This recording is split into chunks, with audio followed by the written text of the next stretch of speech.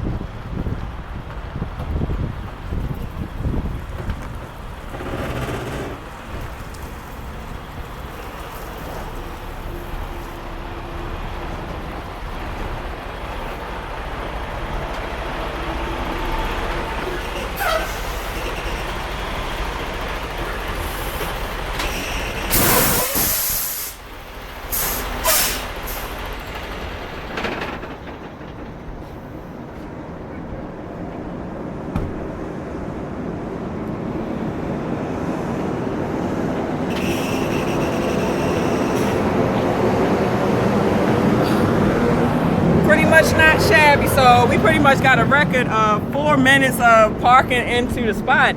I never really timed myself on parking, so all right, not bad, not shabby at all. I gotta give myself a pat on the back. You never really know how good you are at something until you put yourself at, you know, at test. So I'm not gonna make this video long because these videos take a while to upload. So now just pretty much, you know, I gotta undo my glad hands and all that. You know, I gotta undo my fifth wheel. Hopefully that don't get stuck, because that gets stuck from time to time. And then, you know, I gotta let my landing gear down. Y'all probably gonna have to do the 360 to see what I'm talking about. But this is the tire that they fixed. I mean, it don't look brand new now, but yeah, it was looking fresh before I pulled off, but it look all kind of beat up now. But you always want to check, make sure your seal is good, so it ain't got no problems, you know, about it.